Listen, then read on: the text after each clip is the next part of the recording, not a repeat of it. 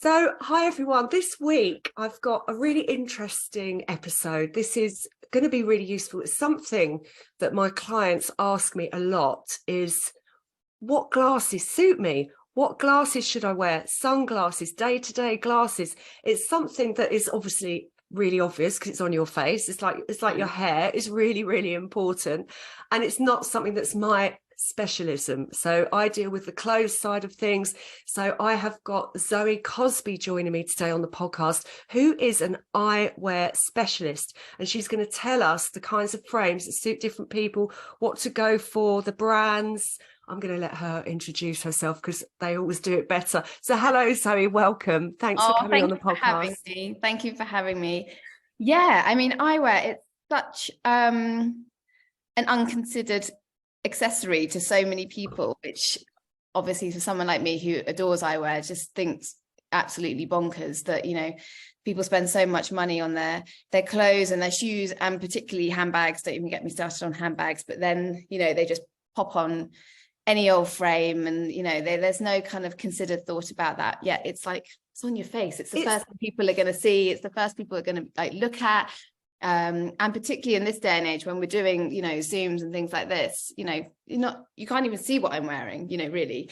So to have a great pair of glasses on is really, really important. And I think people just feel really clueless about them. I mean, the amount of times, I mean, I'm sure you've had it where you bump into a friend or something and you go, oh, I didn't know you wear glasses. And they go, oh yeah. I've just like, you know, I was in a rush this morning. I hate them. But, you know, I just wear them when I haven't put my contacts in. And I just think, oh my goodness, like there's no reason to hate them. You could like have some amazing frames and feel great in them and not have to always have contact lenses in. And then you've got, you know, all these options and choices that you can potentially wear to add like any other accessory, like an earring or a, you know, a bracelet.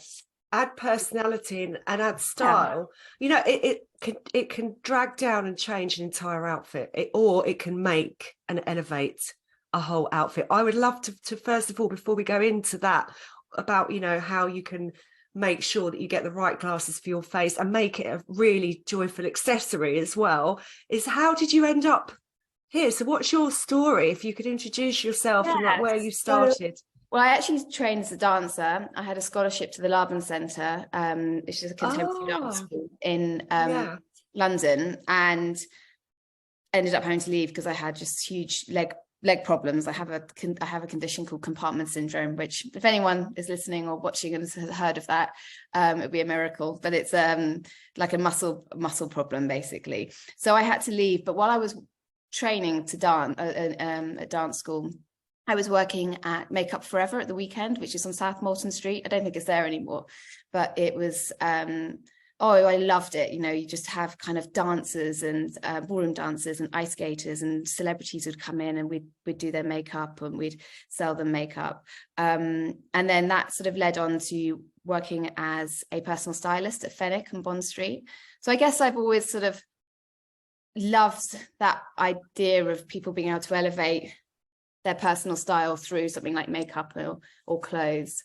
And, you know, through that kind of styling world, I was doing sort of assisting on magazines and things, but I don't know, I never felt like I kind of quite fit in with that world. But I really like talking to the PR people when, you know, when you're calling in skirts or trousers or whatever, you know, whatever you're doing. And I was like, I like you guys, you sound fun and nice. And so I ended up working in PR, which led me to a role with Safilo, which is one of the big eyewear brands that own, you know, Carrera and Persol and brands like that. And then I got a job with Oliver Goldsmith, who, for people who haven't heard of it, it's a really old British brand, amazing brand. It was established in 1926. And if you think of sort of all the sort of, particularly like the British superstars and the movie stars in the 60s and 70s, like Michael Caine and Peter Sellers and Audrey Hepburn, they're all wearing Oliver Goldsmith. Like Audrey Hepburn in Breakfast at Tiffany, she's wearing Oliver Goldsmith, and pretty much all of her sort of key films at that time, they're all Goldsmith frames, and they still produce all their heritage frames today. So I still work for Goldsmith. I love the brand. So I think, I mean, I was with Claire Goldsmith for, I don't know, a decade, I think. And now I freelance for her, and I write for magazines about eyewear, and I style people. And I'm, you know, I must sort of say I'm not an optician. What I do on the styling part is very much as a stylist. You know, people have very complicated prescriptions, and you have to leave that to the medically trained people. Yeah. I think that's why I have or can have the role that I have, is that often opticians are medically trained people, and that doesn't always guarantee for them to be necessarily particularly stylish or great at, you know, combining those two things. There is some obviously brilliant opticians who are amazing at doing that. But, you know, I mean, I'm sure people listening would have experienced it, where they go in and they just, to a sort of high street generic kind of opticians, and they just see a sea of black frames or tortoiseshell frames, and they all kind of look the same, but they're all from different brands. And, you know, I get it, it's really confusing, and someone's like, yeah, they look nice on you, they look nice, you know, it's not filling you with kind of confidence or changing your image or your look. So I would, you know, if you can go into an independent optician, they've probably got a better idea of, right, you know, being able to style you and look for your personality and your image, rather than just dressing your eyes in a pair of frames so you can see, you know. Well, yeah, I mean, it's just so important, because, you know, it's like I said at the beginning, it's on your face, you're talking to people. So if you're feeling, you know, like your glasses are like I don't know, an old grandma's glasses or something, it makes you feel like that, and you think, oh, I just don't feel my best self. But you offer an appointment, don't you, where you can take people out to actually choose the glasses with them. Yeah, because it is overwhelming. You go in, there's so many pairs of frames on the shelf, and how do you pick where, you know, I can look at your face? Usually what I do is I do a consultation over Zoom first, so I get an idea of your image, your face shape, your coloring, and even just by that I can usually sort of work out which frames are going to suit that person. So I've got an idea of what we're going to go for before we go into the stores. And then, you know, I usually go and visit some independent opticians with them and make them try on things they've perhaps never even tried on before. And oh goodness, you know, I could never wear that. I can never wear that. And they're like, just try it. And then they put it on and they go, actually, I quite like it. And you can see, I mean, you must have it with people with, you know, dressing people, you know, yeah.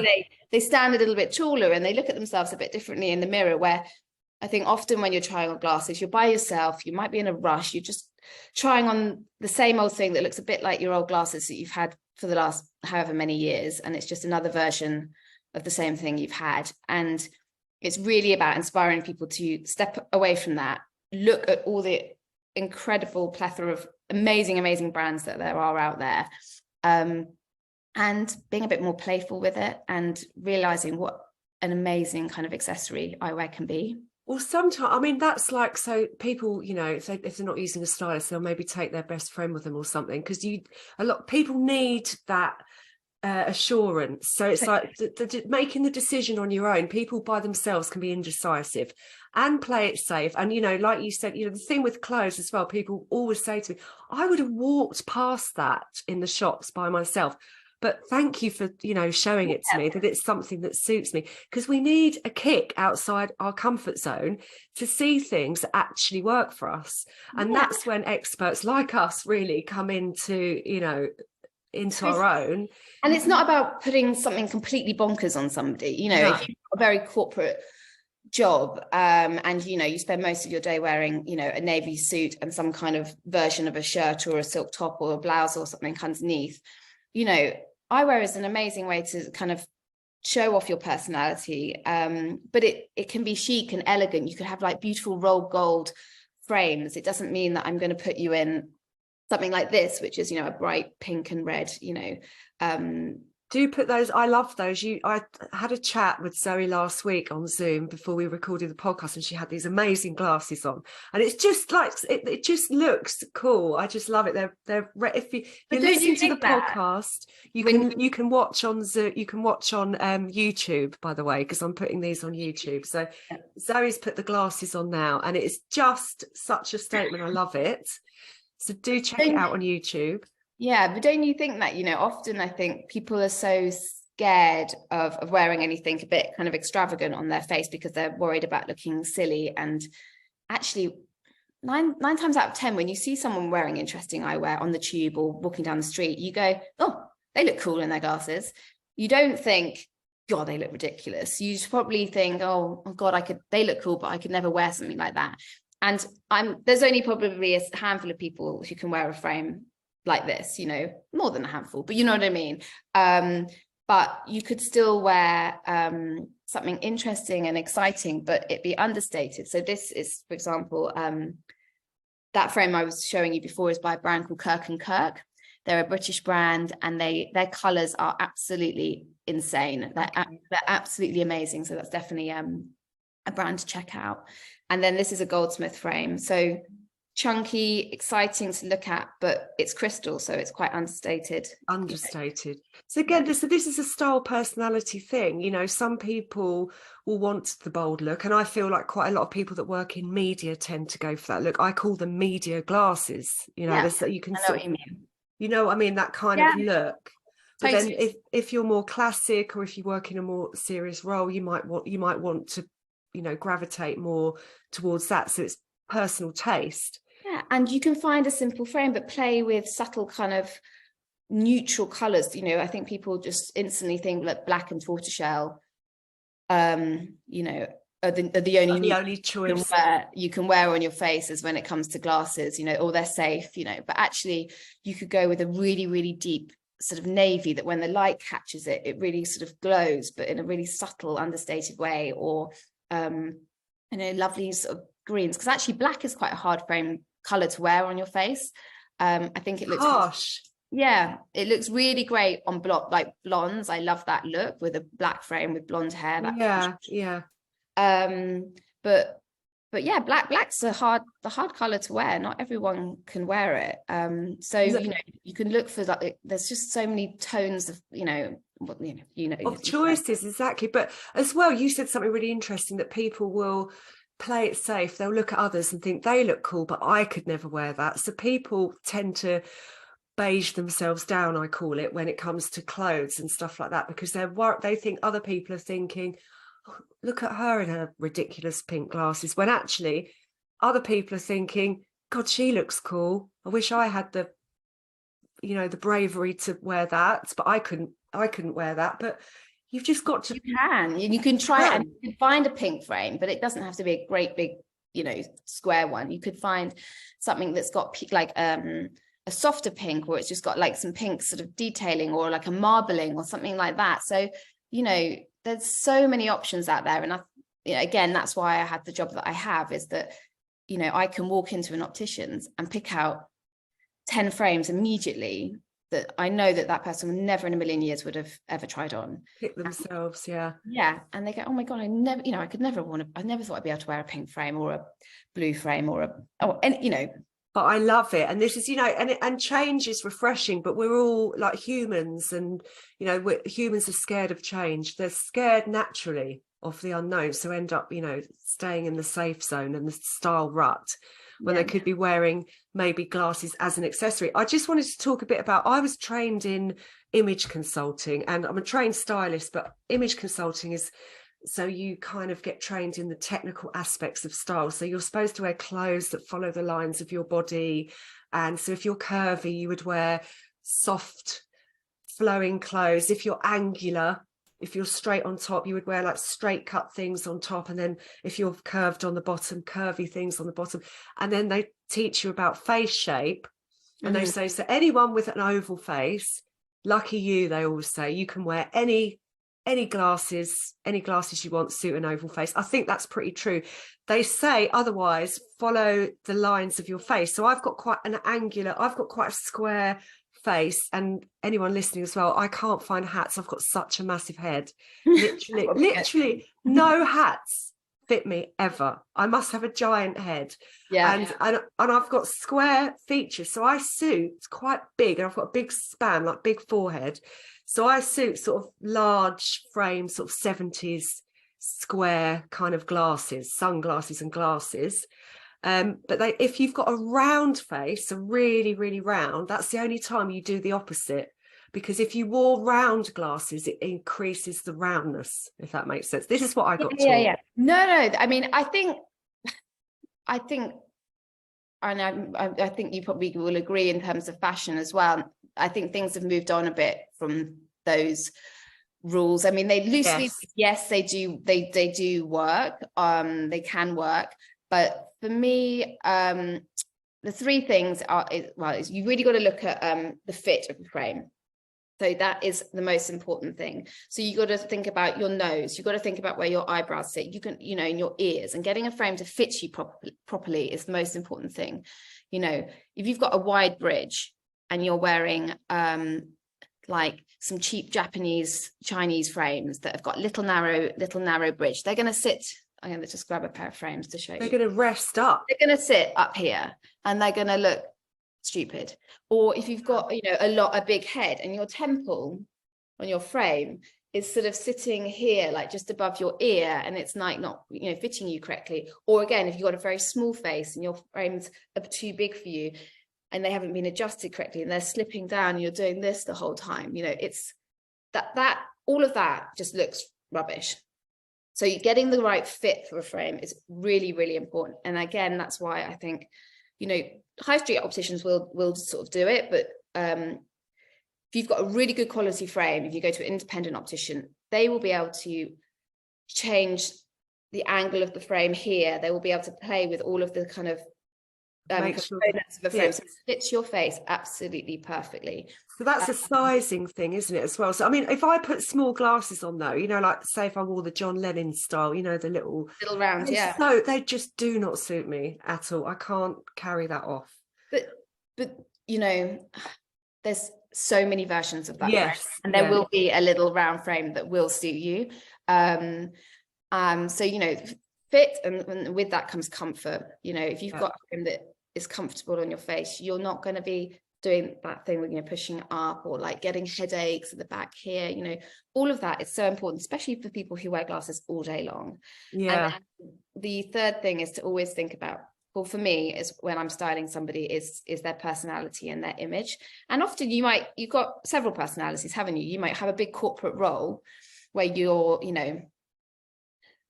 in a job where you want to look very professional, and you might be speaking to people from different places all around the world or something like that. But then at the weekend you love, I don't know, biking and sports, and so the idea is to try and build a wardrobe of eyewear as well, so you can hit every facet of your personality with a pair of frames that really suits you and what you're doing. So I remember there's a really good sort of Oliver Goldsmith story. So Claire Goldsmith's grandfather, I think he was in New York or somewhere like that, and he was visiting friends, and they went down to this beautiful fish market, and they met a friend there, and she owned like a stall in this big fish market, and they were all chatting and stuff. And anyway, they knew that she was having dinner at this, dinner in the evening. And in the daytime she's wearing like overalls and a hat and gloves and stuff, and then obviously they come to dinner, she's wearing a beautiful dress and she's done her hair and she's got a different handbag, different shoes, but still wearing the same sort of fishy glasses that she'd been pushing up fishy glasses all day, because people tend to only have one pair of glasses. And like, I understand that glasses can be incredibly expensive, so I'm not just saying, oh, you can just go out and buy them willy-nilly, but actually, she changed every single thing about her outfit and her image except her glasses. And they'll last longer if you've got a few pairs anyway. If you've got one pair and you're at the fish place, they're gonna like you say, you can fishy glasses going out for dinner. It's nice to have some, like, I've got frames that are sort of more kind of like casual, when you're like every day you're wearing your jeans, you're wearing, I don't know, a shirt and a blazer, or a t-shirt and a blazer or something like that, and something more casual. Then I've got smarter frames. If you're going to a wedding, you might want a kind of beautiful sort of elegant chic metal frame that's sort of lightweight and understated, where you might want more of like you call them a media frame for when you're wearing your jeans and stuff. building slowly but surely a nice sort of, and they'll last you. If you're buying trends, and the same with clothes, there's just no point, buying frames that suit you, that have longevity, they'll last you forever. Well, not forever, they'll last, yeah, exactly, if you've got more choice. But also, like you said, we're playing different roles in our lives. So at work, you're not going to be 100% who you are cycling at the weekend, being a mum, doing all of those things. Of course you're not. You're playing a part, and that's what clothes help you to do. So I call them media glasses, because I do see a lot of people work in the media that will wear bolder frames and all that kind of thing. And I instantly think, my instant thought about that person is, I bet they work in media, or I bet they work in fashion, or they look cool, or that kind of thing. Look, but I bet if you look at that actual outfit, it's probably quite basic. It's probably jeans and a t-shirt and some like cool trainers or something like that. But like, look how a pair of cool glasses can elevate that outfit very. It's part of their identity. They've created an image that has that impact straight away. You can also do the sexy secretary thing, can't you? That hair up with the big glasses. That's the thing, isn't it? Sexy secretary. That's just popped into my head. You can say that one. I mean, there's lots of roles if you want to go down that route. But I just think that eyewear is a bit like, it's a bit like lipstick. You can be feeling kind of rough and tired and whatever, and you slap on a bit of lipstick and then you instantly feel a bit brighter and more put together. And eyewear can do that for you. And also I really think people are left, right and center shoving fillers and Botoxes and whatever into their faces. But when I look at a stylish person, or someone I think that looks cool, whatever their age, what a man, woman, whatever, it's always because they look put together, they look chic, they look cool. It's not because their face is like this, or it's not how many wrinkles they've got. And actually good eyewear will take years off you, like without having to do any of that stuff, because it will update you, it will make you look like younger, fresher, cooler, and stylish. And I always, when I see stylish people, I mean, okay, it is my job, but I always think they know themselves. They must know themselves really well. They're obviously very confident in who they are, because when you dress authentically as yourself and you are bold in your choices and all of that, it shows. You radiate confidence, and like you say, you look stylish and you look put together, which gives off that energy. Totally, doesn't it? So I always think I want to be their friend. I'm gonna go through. We'll look at the frames that you've got in a second. I'm just going to show you mine. So I got these because I watched Sarah Jessica Parker in And You're not Just Like on your That. shirt, are you? What's that? You're not cleaning them on your shirt, are you? I am. Oh my god, I am on my denim shirt. Your hand, I would do. These are really battered. I see. I do need another pair of glasses. So I got these. So these are square, like quite light frames, because actually black heavy frames don't look great on me. I think because it's just sort of not my style. So the light frames. Yeah. And I copied Sarah Jessica Parker from a scene in And Just Like That, and she was on her Apple Mac doing some typing at her window, and I tracked them down to Jimmy Fairley. These are a copy. The ones that she had were £700. These were, I think, 150, so fraction of that. And I think that's no different to, seeing a pair of Valentino heels that you love and then buying the Zara equivalent. Yes. Yeah. So I'm happy with these. I really like. And then my friend said to me, she said, "You look like a dad in the 80s. I was like, "What do you mean?" She said, "Can't you remember in the 80s, everyone's dad wore square, clear glasses?" I know. So it's actually my most. I had exactly this yesterday, and I think it's when you've known somebody for so long and you are so used to seeing them in whatever frame they've worn for so long, and then like they put on something a bit different, and they like it's usually a bug, Harry Potter, or Willy Wonka are the sort of insults that usually come out, because Dame Edna, what like so unoriginal. I'm like, oh, for God's sake, really? Like, but No, you do not look like an 80s dad in those glasses. But that's why people play it safe, because people come out with things like that. But usually it's a bit of banter, and I love my glasses. It didn't put me off if I look like an 80s dad. I'm owning it. I'm owning it. I like my glasses. You know, there's people that use them as, you know, as a statement. So Elton John, of course, famously wears his crazy glasses. That is totally part of his persona. Dame Edna Everage, and I think Morecambe and Wise, they would just put two glasses frames. Yeah, those are Oliver Goldsmith glasses. Oh, right, okay.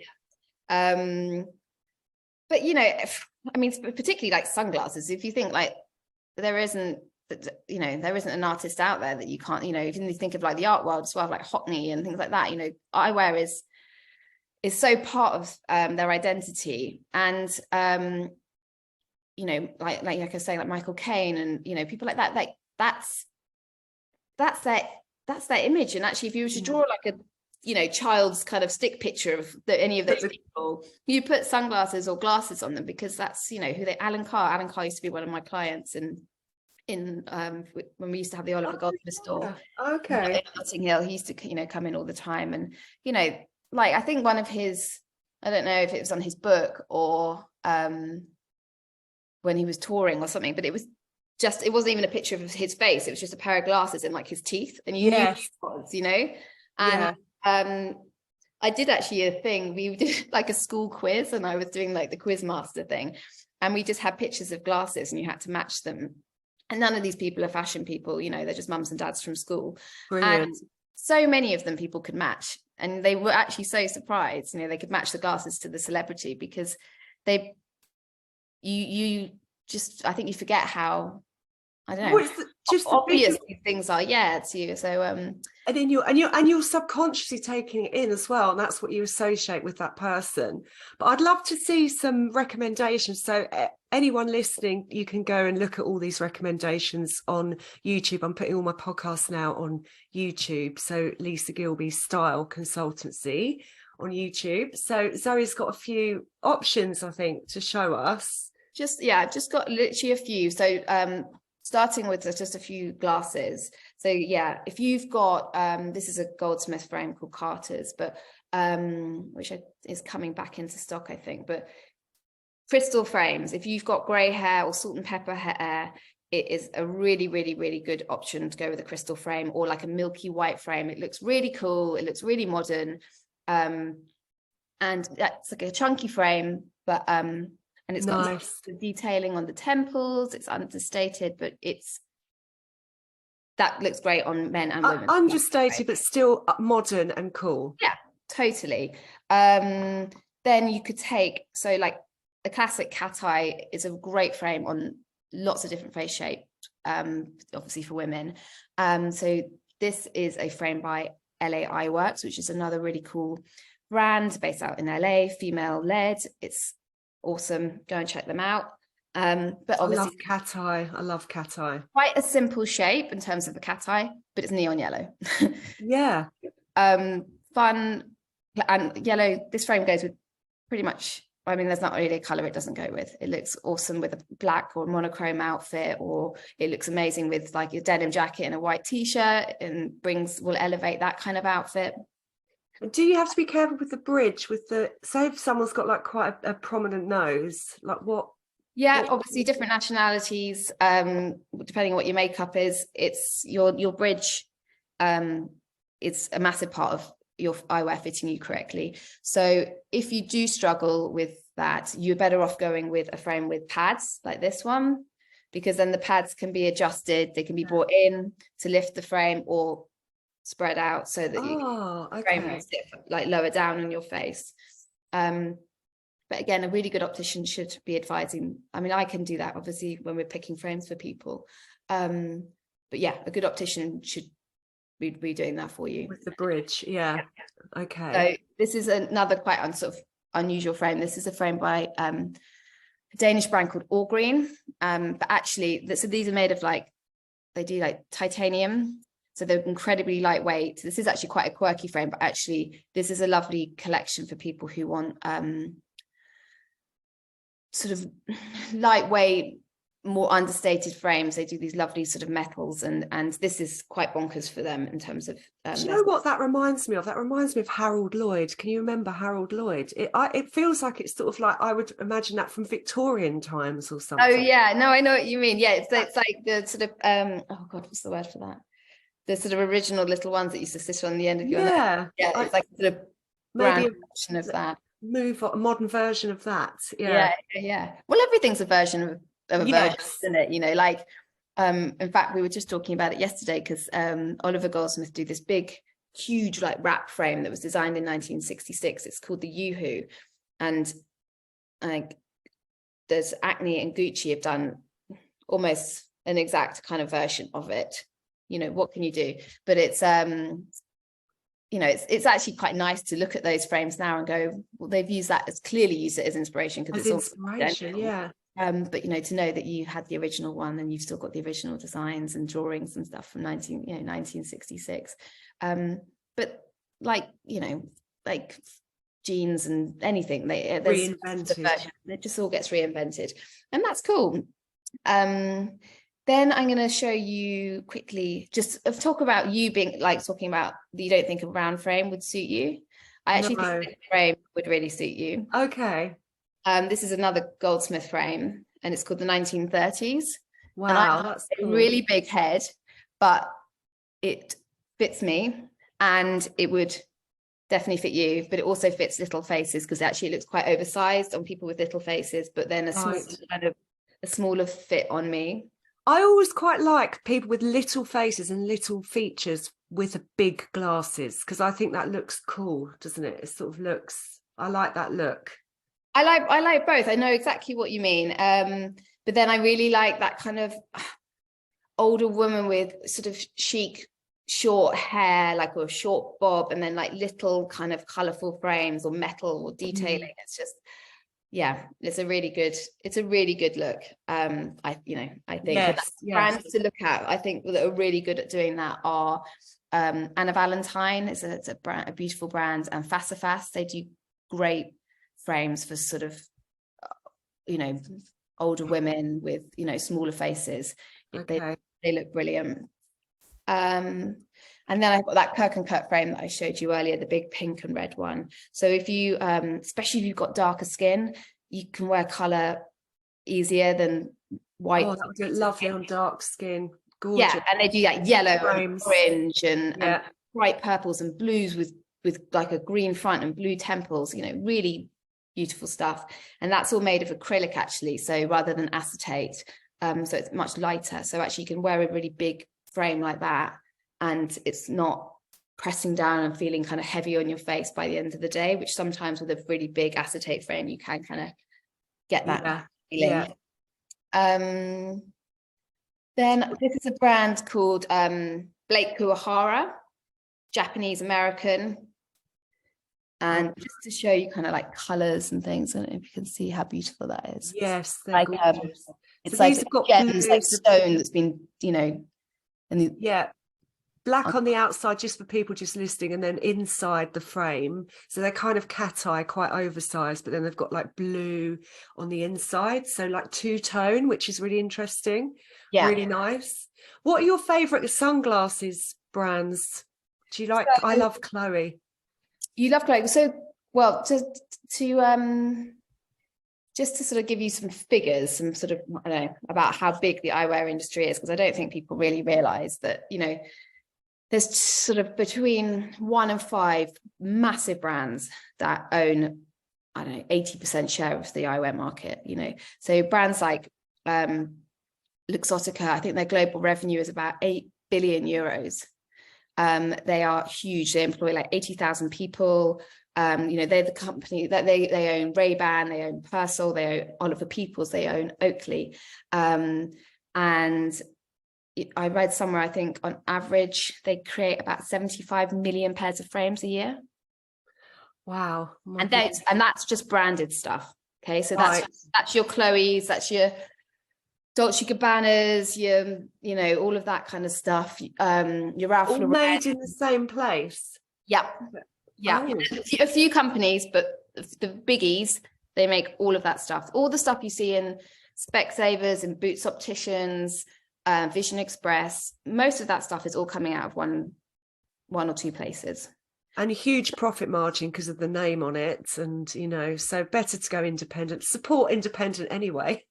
Totally. If you can. I mean, I know that everyone's working on a budget, and I think the way that they really capture, you know, I had a friend the other day saying, you know, she gets her contact lenses with, I don't know who it was, Boots or Specsavers or one of these kind of companies. And she really wanted to buy an independent kind of frame, but then she got like half price lenses, and she has a very high prescription, so her lenses are really expensive. She's just like, I can't get out of that when they've got me they've got me, you know, captured, because, you know, they're giving me such a good deal on my lenses.